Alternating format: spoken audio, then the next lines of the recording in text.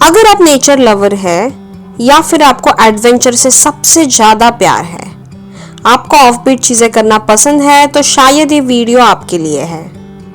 मैं मुंबई से आई हूँ कोयो नॉय, एक ऐसी जगह जहाँ पे आज भी पॉपुलेशन 5000 है। यहाँ पे दूर दूर तक लोग नजर नहीं आते, ना यहाँ पे कोई ट्रैफिक सिग्नल है। ये जगह बिल्कुल भी कमर्शलाइज नहीं है, पूरी ऑथेंटिक है। यहाँ पे आज भी ऑक्यूपेशन एग्रीकल्चर और फिशिंग है। तो अगर आपको इस जगह के बारे में जानना हो तो ये वीडियो एंड तक देखिए। कोयो नॉय फुकेट और कराबी के बीच में लोकेटेड है। इट इज इन फांग ना बे। ये आइलैंड बिल्कुल वैसा ही है जैसे आपने थाईलैंड के फोटोज देखे हैं, पूरा समुंदर और उससे उभरे हुए आइलैंड्स। बट यहाँ पे काफ़ी शांति है। यहाँ पे बहुत ज़्यादा कमर्शलाइजेशन नहीं है, ये काफ़ी एक ऑथेंटिक जगह है। और ये पूरा आइलैंड लिटरली बस 12 किलोमीटर्स है। ये पूरा आप चल के भी कर सकते हैं। यहाँ की लाइफस्टाइल काफ़ी स्लो है और सिंपल है। और यहाँ के लोग, oh my god, they are very humble, they are very hospital, just like us Indians. यहाँ पे पहुँचना इटसेल्फ एक बड़ा एडवेंचर है। यहाँ आने के लिए हमने मुंबई से ली थी फ्लाइट फुकेट के लिए, फिर फुकेट से हमने फेरी ली थी टू कोयो नॉय आइलैंड और हम बस आधे घंटे में पहुँच गए थे। आप यहाँ आने के लिए एक रेगुलर फेरी ले सकते हैं जो कि सस्ता ऑप्शन है, या फिर आप एक स्पीड बोट से आ सकते हैं जो स्लाइटली महंगा ऑप्शन है। यहाँ आप कराबी या फुकेट दोनों भी तरफ से आ सकते हैं। जैसे ही इस आइलैंड पे आप उतरोगे आपको समझ आएगा कि मैं क्या कह रही हूँ। यहाँ की वाइब सच में बहुत अलग है। नीला समुंदर, ये सनसेट्स, दोनों तरफ पेड़, ओ my God, it's a vacation vibe. अगर आप सोच रहे हो एग्जैक्टली इस आइलैंड में ऐसे क्या खास है, तो लेट मी टेल यू, यहाँ के जो एक्टिविटीज़ है, चीज़ें हैं करने के लिए, इससे ये आइलैंड खास है। यहाँ पे माउंटेन्स है, अलग अलग प्लांट के स्पीशीज है और समुंदर भी है, और इसके लिए बहुत सारी एक्साइटिंग चीज़ें हैं। One of the thing is track to Makai beach. मकाई बीच आपको पहुंचने के लिए आपको थोड़ा सा ट्रैक करना पड़ेगा। थोड़ी सी मेहनत है पर फल उतना ही सुंदर है।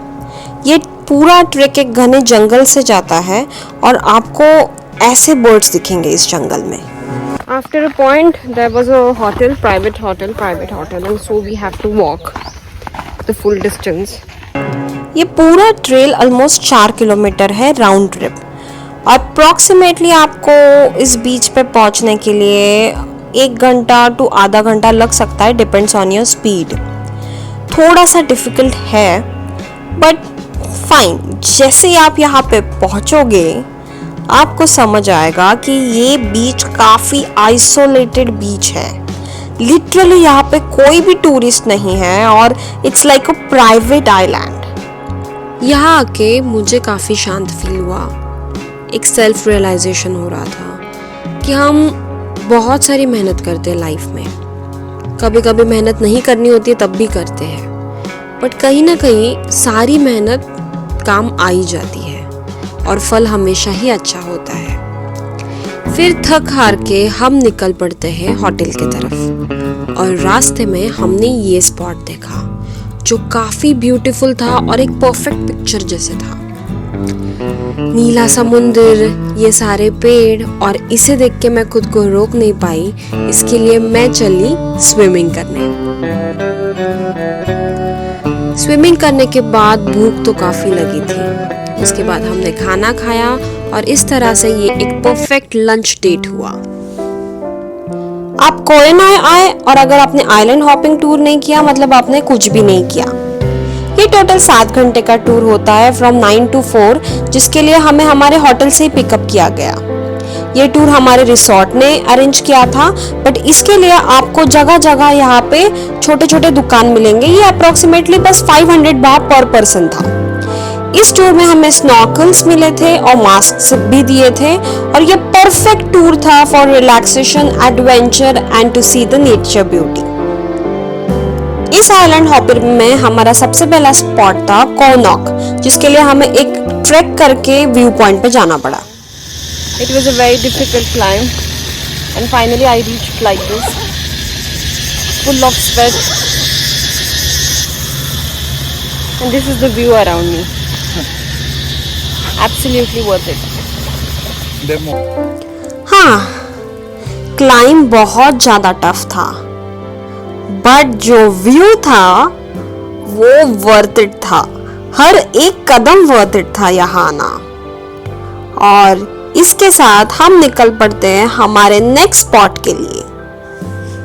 फिर हम पहुंचते हैं कोहनॉक, एक छिपी हुई जगह और चारों तरफ आइलैंड्स है इसके. यहाँ का पानी काफी ज्यादा ठंडा था और मुझे ये पूरा सीन किसी मूवी से कम नहीं लग रहा था. It was just so beautiful. फिर हम गए कोलाउलादेन, जिसने हमें काफी ज्यादा डिसअपॉइंट किया. ये जगह बहुत ज्यादा क्राउडेड थी और इस क्राउड की वजह से इस जगह की सारी खूबसूरती खराब हो रही थी. उसके बाद हम निकल पड़े इस केव्स में, जो काफी ज्यादा वर्थ इट था, काफी ज्यादा ब्यूटीफुल था. ये केव्स वाटर के वजह से बने हैं. यहाँ बहुत ज्यादा शांति थी. इस ब्यूटीफुल आइलैंड टूर के बाद हम निकल पड़ते हैं हमारे होटल के लिए. आइलैंड हॉपिंग के अलावा आप एक स्कूटी भी हायर कर सकते हैं फॉर ओनली 250 बाह पर डे के रेट से, और इससे आप कोयो नॉय पूरा एक्सप्लोर कर सकते हैं. कोयो नॉय में बस समुंदर नहीं है, वहां पे है माउंटेन्स, वहां पे है ये सारे पेड़, और आप ये आराम से आपके स्कूटी से एक्सप्लोर कर सकते हैं. यहाँ पे बहुत अच्छे कैफेज भी हैं. एक दिन ऐसे ही हम जब ये आइलैंड एक्सप्लोर कर रहे थे, तब हमारे साथ हुआ एक एक्सीडेंट. यस, लिटरली एक एक्सीडेंट. हम निकल गए थे और उसी टाइम पे हमें ये आइलैंड दिखा. उस आइलैंड के लिए लिटरली पैदल रास्ता था, लिटरली पैदल. You can see one island which is like a walking from one island to another island, and we are doing that. Yay. हम पैदल तो निकल गए और सच में वो आइलैंड बहुत ज़्यादा खूबसूरत था. इतना खूबसूरत आइलैंड हमने आइलैंड हॉपिंग पे भी नहीं देखा था. तीनों तरफ पानी और बीच में हम, बट हम फंस चुके थे. ये हमारी बहुत बड़ी गलती थी, क्योंकि वहां से वापस आने के लिए कोई रास्ता ही नहीं था. फिर हम निकल गए पैदल ही वापस. पूरे पानी से भर गए थे हम.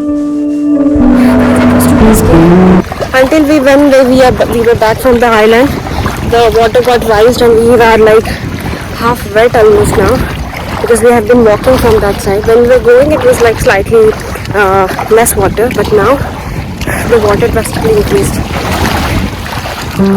Clearly हमारी गलती थी कि हमने हाई टाइड का ध्यान नहीं रखा, बट ये सब कुछ बहुत एडवेंचरस था और उतना ही मेमोरेबल. तो अगर आप ऐसे कुछ करने वाले हो तो प्लीज हाई टाइड का ध्यान रखिए और फिर कीजिए. इसके अलावा खाओ बंगलो का सनराइज इज वर्थ इट. जल्दी उठिए around 5 to 6 and go to खाओ bungalow and see the sunrise. It is one of the most spiritual and the best feeling you'll ever get. उसके बाजू में रेस्टोरेंट भी है जहाँ पे आप ब्रेकफास्ट कर सकते हैं, but it's the most beautiful thing that you can do here. जो भी सी फूड्स के लवर्स हैं या जिन्हें भी कोकोनट करीज, बनानास के रेसिपीज पसंद है, उनके लिए कोयो नॉय तो जन्नत है, जन्नत. ग्रिल्ड फिश, प्रॉन्स और flavoured tom yum talay are my favourite dishes on this island. यहाँ की स्पेशलिटी है goyang som, which is tangy spicy fish curry, और इसे राइस के साथ खाते हैं. अगर कुछ क्रिस्पी ट्राई करना हो तो फ्राइड पपाया या फिर fried sweet potato are the best options. Som tam यहाँ का ग्रीन पपाया सैलड है, जो काफी स्पाइसी टैंगी है, और इसे खा के तो मुझे तो बहुत मजा ही आ गया था. इसके अलावा अगर कुछ डेजर्ट्स में ट्राई करना है तो स्वीट मैंगोज या फिर exotic rambutans are the best options. Koh Yao Noi में चाहे आप रास्ते के बाजू के ठेले पे खाओ या फिर किसी एक्सोटिक रेस्टोरेंट में खाओ, यहाँ पे हर एक डिश बहुत स्वीट और अच्छी है, और ये हमारे इंडियंस के काफ़ी टेस्ट बर्ड से मैच करती है. अगर आप सोच रहे कि कोयो नॉय में कहाँ स्टे किया जाए, तो don't worry, Koh Yao Noi has to offer in every range. चाहे वो बाम्बू बंगलो हो कि जो काफ़ी सस्ता पड़ता है या फिर कोई एग्जॉटिक रिसोर्ट हो, Koh Noi has to offer in every range for everybody with the most beautiful views. Now this was the hotel where we were staying and वो हमें पड़ा था 1000 baht per day के रेट से। Now let me tell you one thing. Koh Noi is not for everyone. Honestly, it's not for everyone. It is for those जिन्हें slow life पसंद है, जो एक्चुअली नेचर को फील कर पाते हैं, जिन्हें ऑफ बीट चीज़ें करना पसंद है और जिन्हें एडवेंचर से सबसे ज़्यादा प्यार है। कोह नॉय उनके लिए है जो अकेले चलने की हिम्मत रखते हैं। और अगर आपको ये वीडियो पसंद आया होगा तो I can definitely tell you कि Koh Noi is calling you for your next trip. In case if you have liked this video and want to watch more videos like this, then please subscribe to my channel, like and let me know in the comment box the best part about this video.